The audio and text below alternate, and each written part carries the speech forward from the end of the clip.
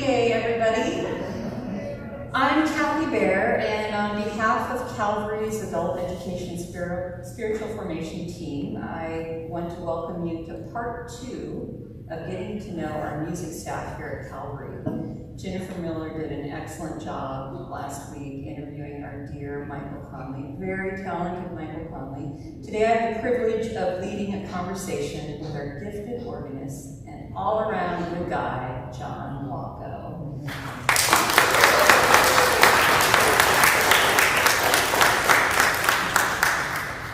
So John and I met last Monday to help prepare for this interview, and after that meeting I just thought, an hour is not going to be enough time to interview this most interesting person. So many stories. But since John, myself, and others here that are in the choir have to have notes rehearsal this afternoon, we're going to do our best to hit on some highlights of his life and maybe some things that you didn't know. And by the way, our choir is busily preparing for our spring concert. It's June 5th on Sunday, so I hope you can all be there. Suffice to say, if you have any questions for John, we'll try to save a few minutes at the end of our interview, but you may need to talk to him afterwards on your own time, since we do have a hard stop for notes rehearsal, so thanks for your understanding. One other thing I'd like to say before we get started, a big thank you to Michael, to John, to the soloist, to our choir, for the incredible music you prepared throughout Lent, and especially Holy Week and Easter. It's an essential part of worship here at Calvary, and I know, although you make it look effortless, it isn't. And so thank you for your time and commitment. All right, let's get started. So let's start from the beginning of John Walko. Where were you born? Where did you grow up? What was your family life like? If you could give us a little bit of your background. Well, I kind of like to start even a little earlier than that, because I've done a lot of ancestry sorts of things, and I always thought my father was Hungarian, and I discovered in recent times that his parents came from Transylvania. And I wish he would have known that. I wish my mother would have known that. And I wish I knew it as a child, because it would have got a lot of airtime. So, my father was born in Cleveland, Ohio, and his mother died when he was real little. And so he was given to another family called the Walko family. So that's where the Walko name comes from. It's this foster family. And pretty soon they moved to Valdosta, Georgia, where my father was told, don't speak Hungarian, speak, and with a southern accent of all things. So he was very southern. He met my mother, who was a North Carolinian. She was going to Presbyterian Hospital to learn to be a nurse. They were married in a Presbyterian church, so that's a lot of connection early on with Presbyterian church. And when they were newlyweds, they moved to Montgomery, Alabama for a year. And then my father reconnected with his real family back in Cleveland. And he moved there, and that's where my sister and I were born. I grew up in an area of Ohio known as the Western Reserve, which is a little special area of northwestern Ohio, kind of taken right out of Connecticut and plopped down. People say you're from the Midwest, and we always say, no, we're from the Western Reserve. There are lots of Amish people in this area, and I had a hobby of collecting steam engines, and I would take them to steam shows and antique shows and farm events, and I got to work with a lot of Amish people, and I made maple syrup, and apple butter, and churned butter, and made shingles, all that kind of stuff. So that was an interesting part of growing up. So that's a little bit of where I grew up. A real handyman. So how old were you when you realized you had a gift for music, and what inspired you to pursue it as a career? Well, I should mention when I was real little, when I was 6, my mother played the piano, and growing up in the South, she studied something known as shape notes, a very Appalachian thing, and she could not read conventional music, but the little notes were in different shapes, and she could transpose instantly in any key. But she couldn't play anything else other than the hymn books that she had. So I learned a lot of hymns in my first year. And then I went to a recital a woman gave in my elementary school when I was 7. And she was a Russian-American woman named Annette Fries. She was born Trofimov. And she played this fabulous recital of Tchaikovsky, Nutcracker Suite, and some other pieces. And I was just transfixed with her playing and her focus on music. Everything was memorized. And I told my mother, I've got to study. I have to learn how to read music so I can play like that. So my mother found her and signed her up with lessons. And I stayed with her until I was about 16. And I have to say, man, oh man, what a fabulous teacher. She was a family friend of Sergei Rachmaninoff, who she regarded as her uncle. And when she was 18, she played the famous Rachmaninoff piano concerto at the age of 18 with the Chicago Symphony Orchestra. So a woman of this talent in my little tiny village, it was like a moon rock. And I don't know, it was just like fate, dictated I should be learning from this woman. And it was quite incredible. And she taught me very well, and I performed all over the place, and I sort of rose like this. I did a lot of concertizing and memorizing, and I thought for sure I wanted to be a concert pianist. And when I was about 16, she said, I think you should study with my teacher now. And from that point, I studied with a very interesting, intimidating fellow named Andrius Kuprevichus, who was at the Cleveland Music School settlement. And it was this really old mansion in downtown Cleveland, in kind of University Circle area. And what was notable about it was he had all of these grad students and professional concert pianists who would come study with him. And I was his youngest student at 16, so it was extra pressure on me to excel. And we would meet in his studio with his 2 concert grand Steinways, and he would play, I would play. And at the same time, when I was about 14, I was really precocious as a musician in school, and was in a marching band and concert band. And I got my hand on every instrument I could pick up, and I played it and learned it, and did a lot of competitions, and did really, really well with the French horn. And I studied French horn with the second hornist of the Cleveland Orchestra, Arnie Morris. And I did well with the flute, and I also did well with the violin, and I was their school concertmaster when we did Sound of Music. And so everything I could get my hands on, I tried. And I also had a job at the age of 14 that was my first job as a church organist for my family's church. My mother had gone into Christian Science when she was in Ohio, and she practiced to be a reader, and they speak very slowly and quietly and carefully. And this was instilled in me at a young age, and so I think that's why I have a special appreciation for peace and quiet and calm. And she would play the organ at these services, and she never became a reader, but she would play the organ, and I would go with her and listen to the services. And then, because she was a nurse, and Christian Scientists don't believe in disease, there was a big conflict. So she found another church called Religious Science that was similar, but they allowed for this, for medical practice. So my family started going to this church when I was young. And it was quite metaphysical and very different and odd for the time.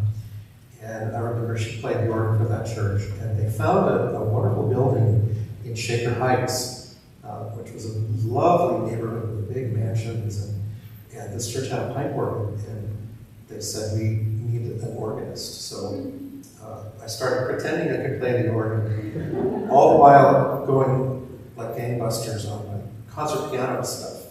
So an organ was like, I really don't know how to do this well, but I'll make an attempt at it. And I had also a very influential relative. My Aunt Mary, who was my mother's sister, came from North Carolina to Cleveland on a visit and ended up extending her stay for 30-some years. She and her husband, Kermit, who was an engineer, they didn't have children, and I was their godchild. And they were very special people, very influential on me. She was a fashion model. She appeared on television and covered a lot of publications. And she was a talented pianist. She had a grand piano and an organ in her home. She played the organ beautifully.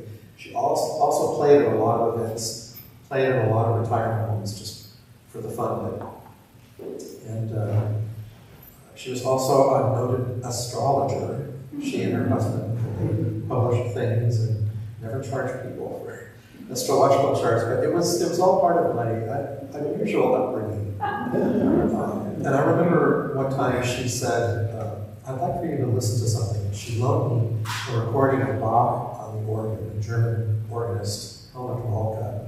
It was a very watershed recording. And I took that home and I think I wore it out listening to it over and over, just marveling at the sound of the organ. One thing I loved about the organ, I played all these pianos and never was quite concerned with what they were. I just knew if there was a concert band, I was going to have fun. And other pianos, I didn't really look at the brand and didn't know about the mechanism. With an organ, I noticed every organ was different. And you could go to a recital and you could listen to the player. You could focus on the piece that was being played. You could listen to the tone of the instrument and how well the overall instrument was. Individual stops, how beautiful. Or you could listen to the acoustic. And always it was a wonderful church to look at, the stained glass. So it was like an onion with many, many layers.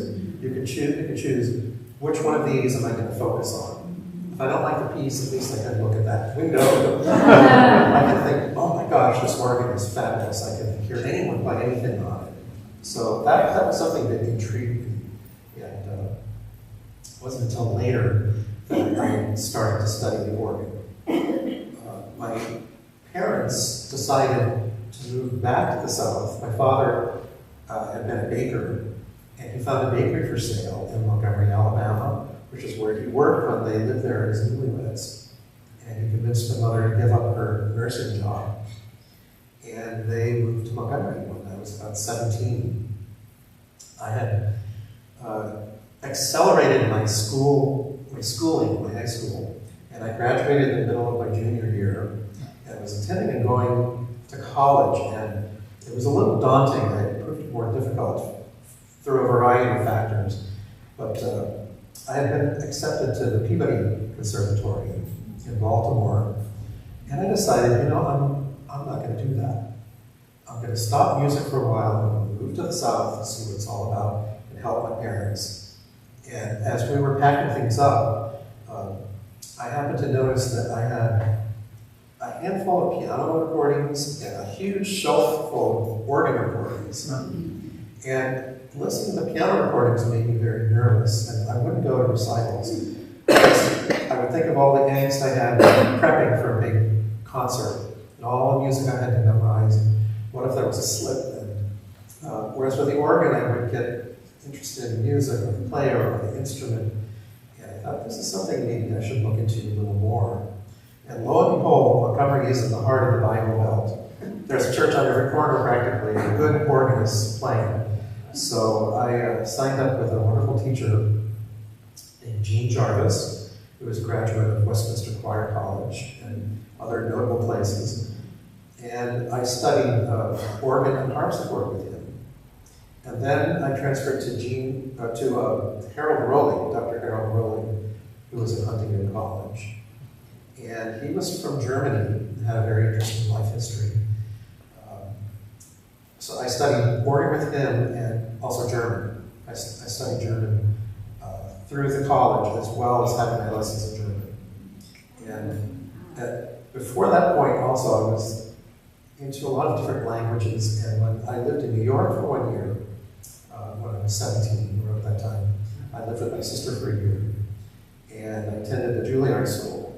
And I studied theory and composition. I studied theory at the Cleveland Institute when I was a teenager, and in New York when I lived with my sister. And again, when I moved to Alabama, I studied theory and composition. So lots of theory and composition in my background. And that's pretty much my musical career in a nutshell. The only other thing was later in life, I, through circumstance, happened to meet a fellow from Hungary who knew a lot of very famous people in Hungary. He knew the Gabor sisters, he knew Liberace. He was a connoisseur and a collector of many things. He had probably 20 Grand Concourse automobiles and a huge mansion filled with Caravaggio paintings and a Rembrandt painting. And it was mind-boggling, but he would make Hungarian dinners and invite friends over, and we would have stories. And he was a musician and had the Bosendorfer concert band and grand pianos all over the house, and we would play for each other. And he lived in Hendersonville, North Carolina, so I would go visit my family. My mother would move back to North Carolina with my sister. And we would go to these wonderful parties, and he said, I have someone you must meet. Come in 2 days, and you'll meet this person. The person ended up being Lily Krauss, who was one of the world's most famous pianists. She recorded all of the Mozart piano concerti, all of the Beethoven sonatas, Mozart sonatas. I think it just was encyclopedic, and she was one of the great stars of the recording world. And if you look at old television reels, programs like Ed Sullivan, and earlier than that, she would come on with her large ball gown, play. She had a very severe bun that she would wear her hair in. And she was Hungarian, and she knew Bartok, and had all of these wonderful stories. And when I was playing, I remember practicing the scales, and she came in the front door. I heard this woman's voice say, "Where are these scales coming from? I must see." And from then on, it was a lesson, and we had a lesson. And then we had a wonderful goulash dinner. And this happened many times. I would play for her. They had a lot of Liszt at the time. She coached me on Hungarian music.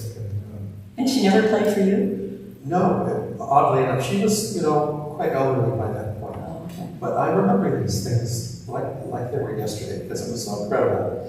And to give you an inkling of this woman, if you've never heard the name, she had maybe a 2-part special done about her on PBS that aired many, many years ago. And a story she told me when we were at dinner was about how she was on a tour of Asia during World War II, and she was captured and put in a camp with her family, and she was there for like 3 years. And at the end of the war, the Emperor Hirohito came to her, and as you may know, the Emperor bows to no one. He is the supreme being. And he came to her and prostrated himself on the floor and begged her forgiveness for imprisoning her during the war. So that's the high regard he held for her in Escalade. Wow. So, yeah. And you don't really hear much about her. No. Being a female and all. Yeah. So thank you for bringing her up. Sure. It's important. Okay, so let's fast forward. Yes. When did you move to San Francisco, and what kind of work did you do when you got here to make a living? I mean, I don't know. Were you in music? Well, here again, I should roll back a little bit, because another thing I got into in Alabama, I had done a lot of musicals as a kid, and when I went to Alabama, I started doing that again, and I was a music director for the Army, for the Air Force, and it was, actually, I don't remember this one, it was a senior level thing. That's the Air Force, that's what it was, the Air Force. I was at the Maxwell Air Force Base, and they had a playhouse, and I was the music director for them, and I played the piano, and I did every element of theater craft, stage design, and lighting design, and amplification, and I did play reading, and I chose plays, including non-musical things. Mm-hmm. So I got involved in that. One of the plays, Can, had a lot of dancing in it. And a troupe of dancers came in, and I was quite mesmerized by this because the teacher would shout instructions in French, and they would all fall in line and do this, that, and the other.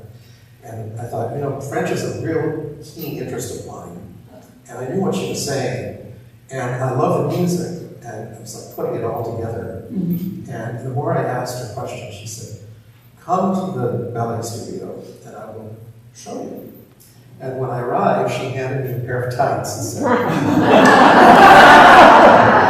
John Walko in tights. So,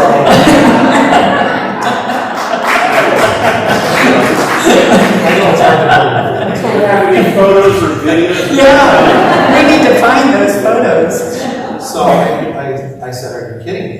And she said, I tell you what, I'll give you a year's scholarship, free scholarship, if you can come try it out. Wow. Trying to get more boys, I think, yes. More boys. They need more boys. Well, I ended up taking 14 hours a week of dance lessons. And I had 2 years worth of free scholarship. And I ended up flying to New York and auditioning for a New York company and also to Atlanta and auditioned for the Atlanta Ballet. Did all that. I knew I wouldn't get in because I started way too late. And I knew music was my main passion. But it was a keen interest of mine. And it helped also when I would do musicals and I would know the dancing elements, I could do choreography as well. So when I moved to San Francisco, my sister, who you may understand lived in Cleveland, and then she went to New York and I moved there, and then she moved to Alabama with us. She moved to San Francisco. I visited her here in 1980. And she came back when my father passed away. And we sold the bakery and got my mother back to North Carolina. And she said, I've had my grand life with all these exotic locales, interesting things. And I will stay and take care of our mother. You go and have a big life now. And she said, go on up to San Francisco. Some of my friends. So I moved up here, not from Alabama, not with a banjo and my a grand piano. I'd like to see that. I made the long drive across the country with the governor at like 50 miles an hour. Pulling your piano. And I remember stopping in Flagstaff and it was a blizzard and it was quite icy and I remember thinking, boy dies killed by his own piano. So I was quite, it was a little scary coming out to San Francisco and not knowing many people, but I started doing cabaret music. And I did a little bit of dancing, and I played for dance schools, and ended up becoming ensconced at the Shaw Anderson School of Dance in Berkeley. I was an accompanist, and all my income that I made from that I spent on classes dancing. So, I guess you could say my biggest moment was when I danced with the San Francisco Tap Troupe at the very first black and white ball. So, and that was the pinnacle of my dance career. Long. Oh my goodness, he's going to have to get out his tap shoes. But musicals were the thing, and I swear I played in every musical that was ever produced in the San Francisco Bay Area and accompanied a lot of schools, a lot of choirs, including the San Francisco Girls Chorus and San Francisco Boys Chorus for over a decade. And I coached with opera singers, I worked with Jess Thomas, and the head of the opera department at the conservatory was Lenore Hosak, and she had her advanced students come every Saturday to her home, and I'd have to sight read, Strauss and Wagner and all Puccini, all these wild things I knew. If I didn't do a good job sight reading, I'd be out the door because there were a lot of conservatory pianists that were waiting to pounce on that job. So I got quite well rounded, but the main thing that I secured, that was really quite fascinating, was a job playing as one of the duo pianists for a show called Side by Side by Side. And wow, it was a smash hit in San Francisco history. It was the longest running equity musical of that time, at that time. And we did 428 performances at the Plush Room, and took it on the road, and I did other award-winning shows, took them on tour, different places. And I did a lot of arranging for jazz singers, cabaret singers. Of course, yes. Because cabaret was dying, I like to say I closed every cabaret. And there my pinnacle was probably playing at the Venetian with the Fairmont. That was a fun one. Wow. Nice. But side by side, we did all kind of things, including being an opener for the Democratic National Convention. So I also picked up with the organ again, and I became the organist for the Army at the Presidio. I was the Presidio organist at the Main Post Chapel for 5 years. And because it's difficult to live as a professional musician in San Francisco, I also had to do a lot of temping, and I like to say I worked at every skyscraper in downtown San Francisco. And one job, I landed a nice job with the Trans-American Mortgage Company and was permanent with them for a couple of years until they transferred to Walnut Creek. And again, they offered me a job in Florida, a really good promotion. I turned it down. Thank goodness. I thought, do I really want to be a mortgage banker? No, I want to get back to music. So more tempting it was, and then I ended up with Levi Strauss Company. And I was at Levi for 14 years and supported very high-tech stuff. I was in the global IT department. Now, how'd you get into IT? Well, it was through temping. I got better and better and better at computers, and I became quite expert at Lotus 123. And I was even interviewed for the Lotus magazine. And, I go to techie conventions all across the country, and I did all kinds of things. I supported their help desk for a long time. And then I did email. And I was a webmaster for LeviStrauss.com, Levi.com, Slates.com. And built all these servers. I worked in the server farm. And one of the proudest things, I led a huge project with like $2 million worth of hardware and software and trained the entire menswear sales force on new computers. And the proudest thing was converting the global Levi Strauss Company to Microsoft Exchange from all the other email programs. And my team won the highest award in the company history. And we worked in Taipei and in Hong Kong for an extended amount of time. And the other really cool thing is other Levi employees happen to be Kathy Smolin and Lois Dress, who I work with quite often. So, but all good things came to an end when in 2000 when I decided I would go full-time into music. And I started apprenticing with organ builders, and I've worked with 4 different organ building companies. And that led on to maybe one of my final wonderful achievements, which was becoming a tour guide for organ tours in Europe. And I found this organization that takes organists to France and to London and Paris mainly, with excursions on either end to outlying countries and regions. And I think I've done maybe 10 of these tours. And I served as a leader, and what they do is they give me all the newbies, and I help them check in, I help them get on the metro, I help them order food. If there's an organist that speaks no English, I translate the whole lecture for them. And so I'm pretty rusty in the French now, so don't ask me any questions. Good thing I don't know French. So. But through this organization, we did many recitals in Europe, and I actually got to play a recital at Saint Clotilde, which was Promise Church. I played Notre Dame, Saint-Sulpice, the Madeleine. I played in Rouen, Saint-Ouen, Rouen, Saint-Sernin, Toulouse, Saint-Croix in Bordeaux, the Concert Hall in Zurich, the Tonhalle. I played at Westminster Cathedral and Westminster Abbey, and St. Paul's in London. And they made me a judge for an international organ competition in London. And so the winner got to play at St. Paul's, and it was quite a feather in the cap to do all of that.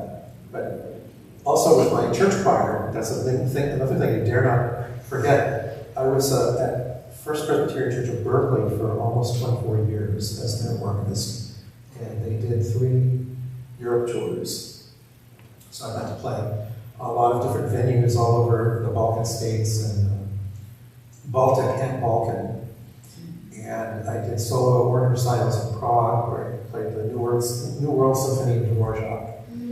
And my big solo recital was at the Riga Dome in Latvia, Riga. So those were very high critical moments for me in my career. I'm exhausted. Yeah. How did you balance all that? Did you ever sleep? No, but there's even one more career that I've had that you're going to go, I cannot believe this. But I did all of this at the same time. I worked at Levi Strauss from 8 to 5 every weekday, sometimes longer. And on the weekends and Tuesday nights, I would be the organist for the Army at the Presidio. And at night, from 6 to midnight, I would go down to North Beach to the Flatiron building, and I would work for Zoetrope Studios. And I did music for films, the chief one being Godfather 3. And Francis Ford Coppola had a really interesting technique at the time. He was a pioneer. And previously, directors would record a bunch of music with the LA Philharmonic, and they'd look at the scene and they would say, I don't like that music, cut it. Or I don't like that scene, cut. And $100,000 worth of orchestra time was on the floor. What Francis did is he said, I'll take a digital copy of the film we've done today, the rushes of the day, and we'll take a digital facsimile of the music and match it. And that's what I did with the synthesizer, a team of technicians running around, plug in the horn part, the flute part. This was all new at the time. And then we'd all go into the screening room and we'd look at the scene, and Francis would say, less sappy, I want a piano here, no music. And then when he got to what he exactly liked, I had to go, his father Carmine was writing a lot of the music. Carmine would write Andy music and they would play and tell it was right. When we were sure it was right, it would get sent to the copiers who would copy it out for the orchestra and get recorded, matching the film. I also have a little cameo in Godfather 3 where I play for the San Francisco Opera Chorus, and the new Pope comes and white smoke goes up the chimney and you hear this pipe organ. That's me accompanying the Opera Chorus at St. Ignatius. Also behind the scenes, all the music of that film and other films has my fingerprint on it. And the coolest thing was the Zoetrope Studios were quite crowded. There were a lot of wildly creative people running up and down the stairs in that crazy Flatiron building. And they needed space for the sound lab. It kept growing and growing. This technique became more and more successful. And other directors started emulating that problem. So they built me my own little office called the Sound Lab.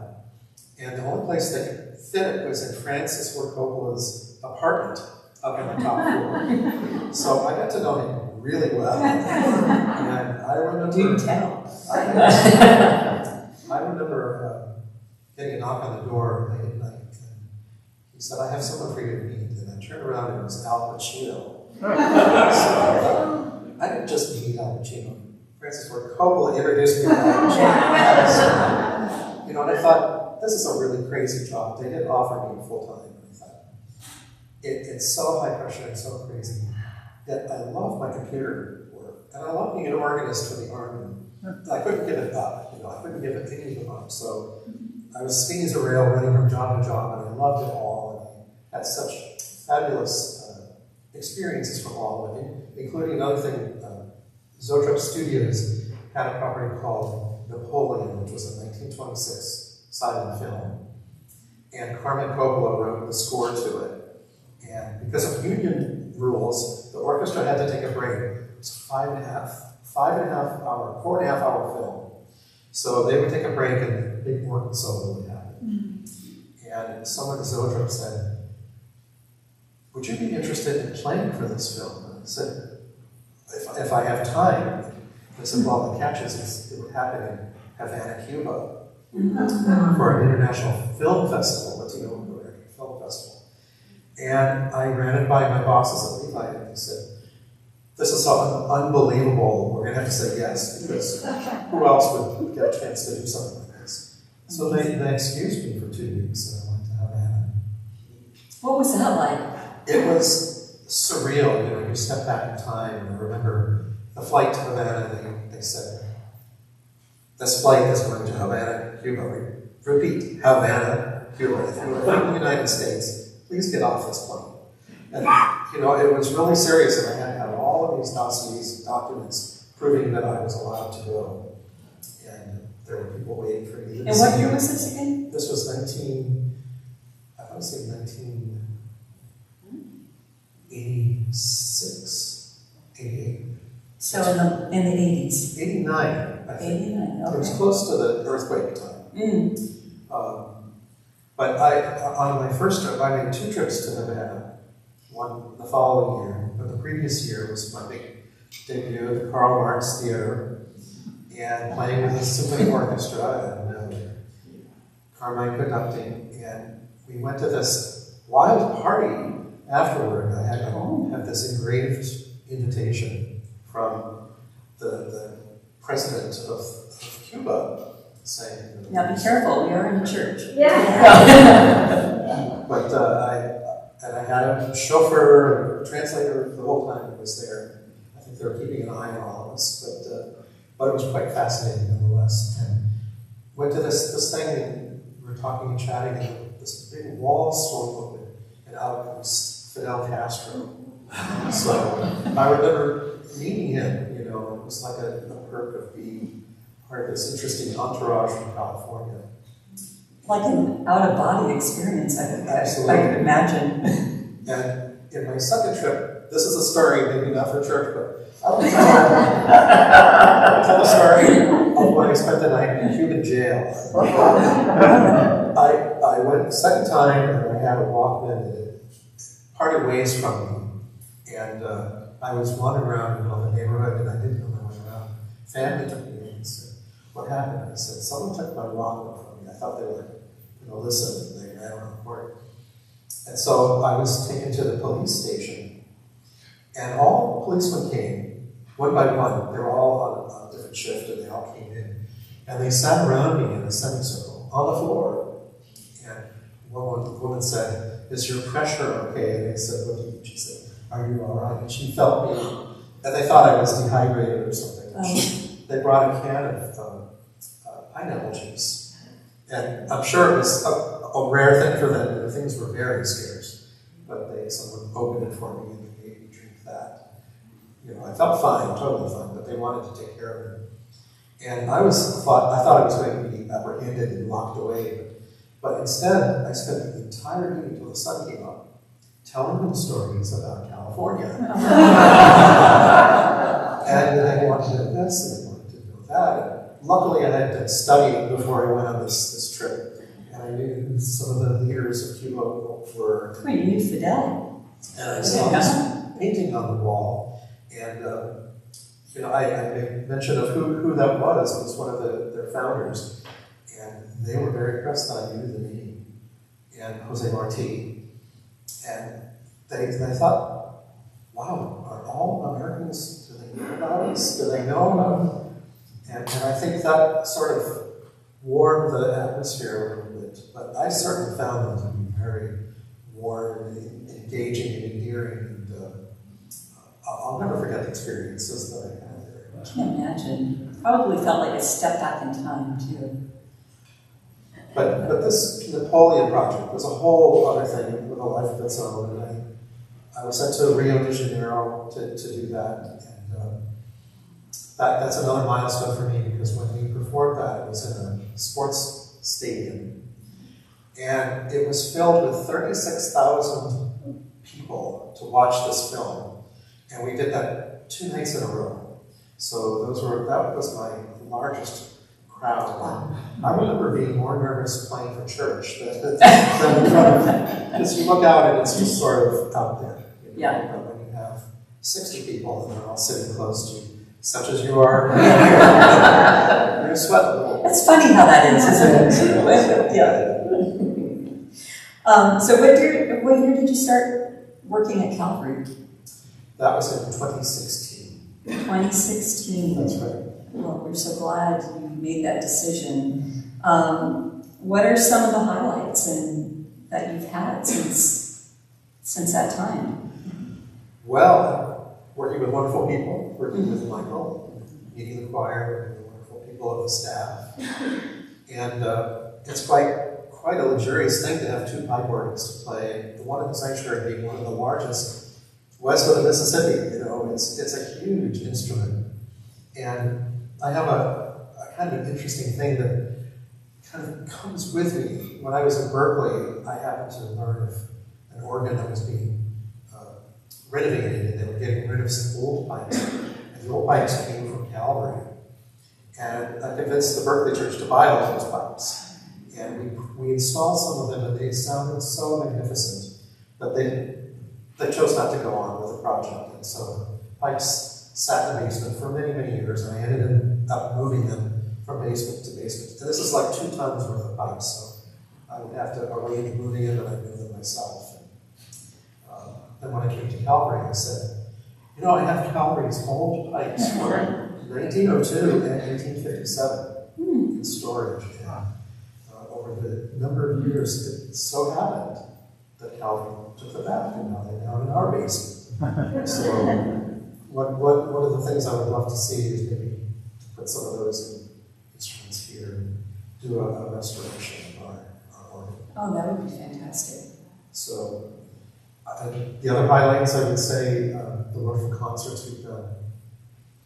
And I had an incredible opportunity to play the Pulley Organ Concerto with the Academy Orchestra, Michael Conley conducting. That was such a huge honor to be able to do that. And the Walter Piston piece we did with the orchestra. I never thought I would be the one sitting at the organ playing that piece, but it came to pass. Oh. So, and it's fantastic. Well, so thank you for that. Are there any dream projects you're working on, or you'd like to get off the ground? Maybe the organ project, and I think you know some movement has been made in that direction. We'll see how things go. And I know there's a common question. People want to know what's happening with the fabric in front of the organ. That's part of the equation, is how to do the whole overall thing. So to handle the updated technical things and rejuvenate the organ, change out some pipes, make it sound a little sweeter, put some old pipes in perhaps, and have a new look to the front of the organ. So we'll see. Yeah, we'll see. That's great. What brings you joy these days? Well, I continue to be as busy as always, and I have different choirs that I accompany pretty much every night of the week.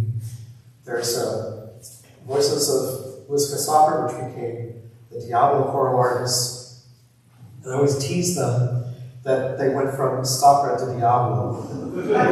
But they're my Monday night choir, and I drive all the way to Walnut Creek every Monday. And then there's a choir in Berkeley that I have played for a long time as well. Known as Bella Musica, and that's Tuesday nights. And Wednesday nights, I have the San Francisco City Chorus. I've been with them over a long time. And the Tuesday and Wednesday choruses are directed by Larry Mariano. So we have a lot of fun bringing these choruses up to snuff and performing all sorts of wonderful pieces of music. And then, of course, I'm here Thursday. So I would say that the joy is all the music that I get to make. But the other part of the joy is all the rest I get when I'm not sitting at the keyboard. So I have to confess, a lot of times I'm just in front of a television watching it. I'm also working on my memoirs, prompted by this whole process.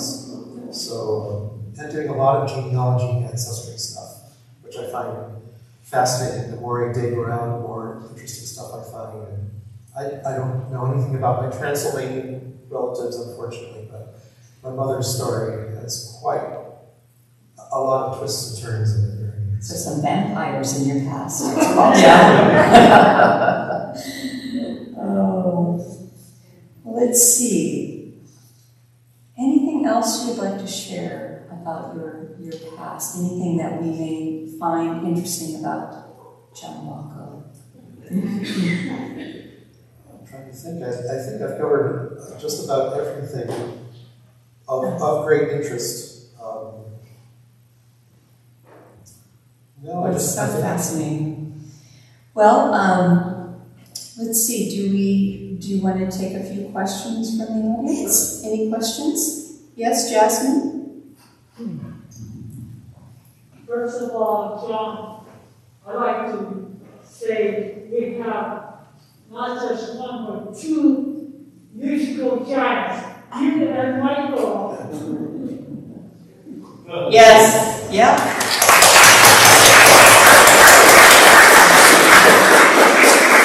You briefly mentioned Barry. When did you meet him? Because he seemed to, you and he seemed to do a lot of things together. I met Larry in Berkeley. He was a music director of the First Congregational Church of Berkeley, which has a fabulous music program.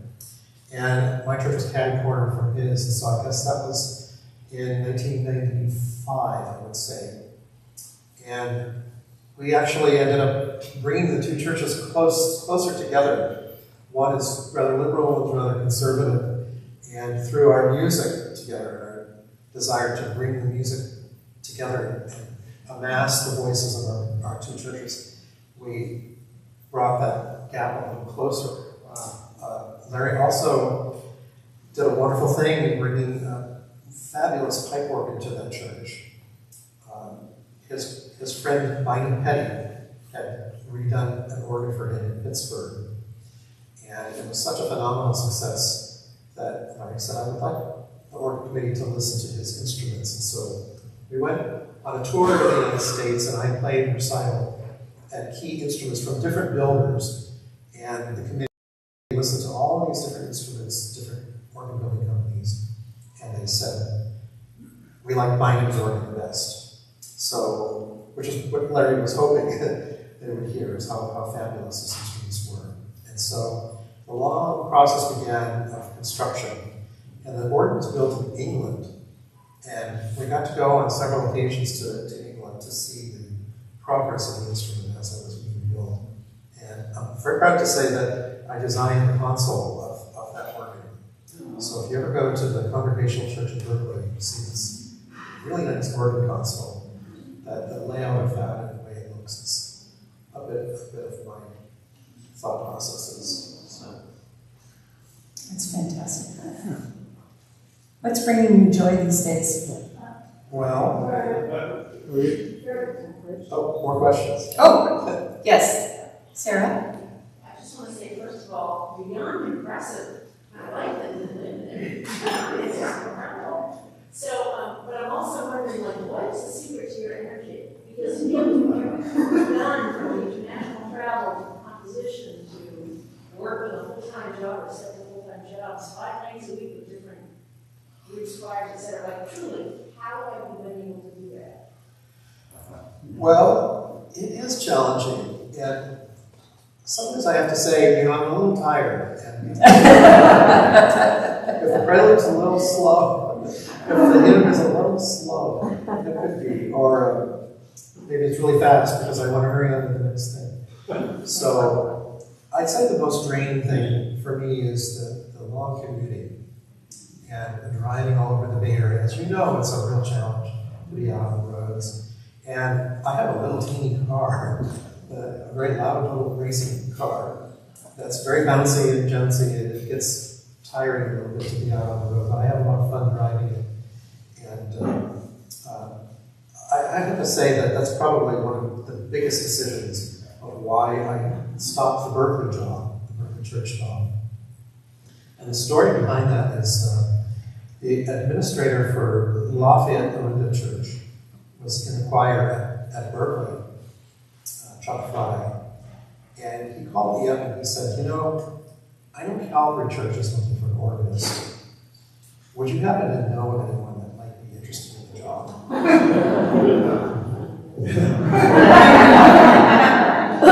Like, wow, it's a gorgeous church and fabulous pipe work and music program. And I could walk there.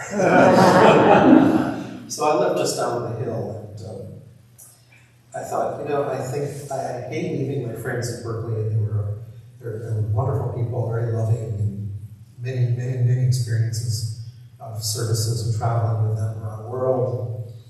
But I thought, it's time to try something different. So I'm glad I did, and although I have to confess, I don't walk to church.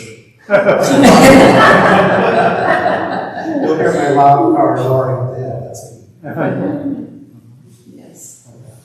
And you just sounds like you always say yes, though, to things that really speak to your heart or speak to your soul. So Sarah says, always say yes to things that speak to your soul. Yeah, it just sounds like that. And there has brought you great joy and sharing some experiences over a lifetime. I think I've been extraordinarily lucky too. Opportunities come. Sometimes I'm just tagging along, like with the church. They chose to go on these choir tours in Europe, and they just so happened to coincide with organ tours in France that I wanted to go on. So I would hop from tour to tour to tour, and that's how I ended up seeing 45 countries in my lifetime. So with many more, I hope to travel again one day when things calm down. Yeah, wouldn't that be great? Yeah. What are any dream projects or things that you would like to work on? Well, as I mentioned, probably the organ projects here are the ones that are taking top priority in my mind. One day I come to think this could be a little better, or this could be tweaked a little bit, or that could be done. And that's my main focal point at this point in my life. It gives me a lot of joy to imagine what could be. That sounds great. I have a question. Yes, And Nancy? that goes to reminding you that since you're in Calvary, you and Michael worked on replacing pianos. Yes. Can you speak to that? Tell us about it. Well, I mentioned, a lifetime of playing all of these pianos and never caring a bit for what they were. I would say Steinway, oh yes, that's a nice piano. I would play them, and sometimes they weren't nice. I would be puzzled as, what makes this one good and this one not. And it wasn't until the Berkeley Church needed a new piano that I was tasked with going shopping for one. And I formulated a committee, and we went around and I've read many books about pianos and got educated, and I joined a piano forum, piano world forum, and heard people's descriptions of pianos and things to look for and what to avoid. And bit by bit, I began to have an appreciation for sort of exotic pianos and not your run-of-the-mill Steinway. Steinways can be wonderful, but I thought, why not have a little more diversity in the gene pool so we have different top-notch pianos to choose from? And the audiences that come to hear these pianos and the services that we do, the worship services, can benefit from it.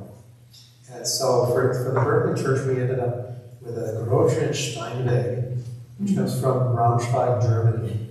And it's the most beautiful, glistening, scintillating sound. They broadcast their services, and the sound on the radio broadcast is amazing. Mm-hmm. So I'm heartened by the thought that they have appreciated this piano for the years that it's been there.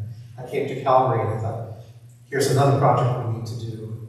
We had some ailing pianos, and we made some purchases, and they all trickled down bit by bit. The worst of them went out the door. Fabulous new pianos came. There was a Dorfer in the sanctuary, and this jaw-droppingly gorgeous Steingraber piano here in the chapel. And I hope we get to make use of both of them, particularly this one in the future. That's fantastic. Well, one more question. John, thank you so much for your talent and for your wonderful. I hope one of these days you're going to give a concert for us. Oh, sure. And this is kind of the other side of the record. I love theater organ. Wurlitzer, Moeller. Have you ever played those instruments? I have an interest in theater organ music, and I know it's very fun when I hear theater music. You can't help but, and this is not like musicals necessarily, but like Movie Palace would have an old organ, or the Castro Theater. And these organs are in high wood pressure with big tremolos, and they shake and they wobble, and they fill the room with sound.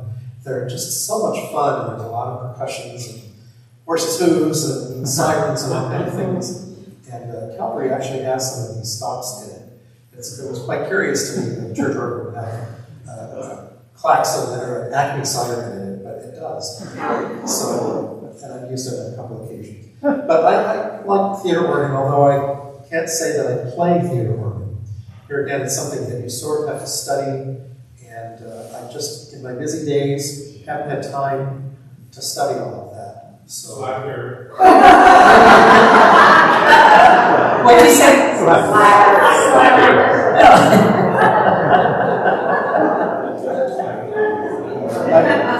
I always thought that if I had more time in the day, I might like learning to cook better, and taking on another language, and learning jazz. I love jazz, and I've played that with the cabaret stuff. I've written in a jazz style without coming from the proper perspective. It's something that I think I would do someday. Let's see here. More questions? Any other questions? All right. Are there any dream projects? Yeah. Sorry about that. Well, anything else you'd like? Anything mysterious, interesting about John Walko? Can't think of anything other than all of that.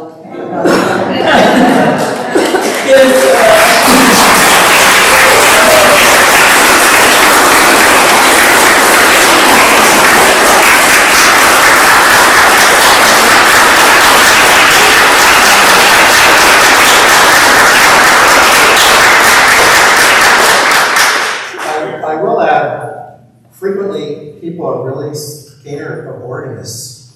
They don't like to come up to them. They are real people you can go up and ask. And I think it's because the organ looks so complicated. It's like a jet aircraft. And I have to say, it is my true passion. And when people say, what's your favorite instrument? I would say, well, my heart belongs to the piano, but my soul belongs to the organ.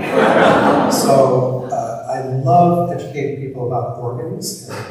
The organ has a 1,000-year history, and it's in many countries of the world, especially European countries. And each country has its own accent.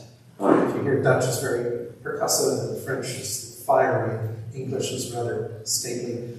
The organs of these countries speak the same accent. And of course, in the United States, you have a melting pot of all of it. And that's why our organs are so incredible, because they do a little bit of everything. And I love teaching people about all of that, and the history and the repertoire. And if you are so inclined and have the time, I'm happy to answer any questions when you see me next. Now, before, sorry, could you speak just briefly about what you were doing in the services, the recordings you were doing digitally during the COVID things that you and Michael were putting together, and you talked about that. Oh yeah, well, here's something else that brought all of my loves together. The digital stuff, the computer, I wanted to do digital organ music, and they have this thing where you can buy an organ emulation package, and there's one very famous one called Calvary. And you buy this software, which can be very expensive, install it, and you have to have a lot of RAM memory, a big hard drive, and all the cables and stuff to connect. And I have a 3-manual digital organ at home that is kind of outdated, and I've stopped playing it, because it's really an old sound. But it's there if I need to practice. And I thought, if I put this onto the organ, I can update the sound. Oh my gosh, what a difference it made. It sounds like we were actually in the cathedral. And the keys rattle, and the draw knobs make noises, and when you open and close the expression, you hear shutters opening and closing with these organ emulation packages. Because they go into any church and record all of this like 10 times from a distance, and with short reverberation, reverberation long. And then it's like 1 million different recordings that are assembled instantly when you call on them and you play. So I'm able to have, like Peterborough Cathedral in England, in my living room. And I love the process of building my own computer, because I knew how to do it. I had my hands in all the hardware and software, and configured Windows, and put in all the drivers and bottle cables, and So I was able to do this fabulous thing and make music in my living room using all of these organs from around the world that I had assembled. And, now I don't do any of that, oddly enough. It just came to a crash and halt the minute we came back to Calvary. But I should say that is a thing, another thing in my list of things I would like to do more of when I have Your my big focus right list, now. it sounds like. Yeah. Yes. All right. Well, here's our time has come to an end. Thank you, John Walko, today, and for your time and everything you do for Calvary. You are truly a treasure. Thank you. You're welcome.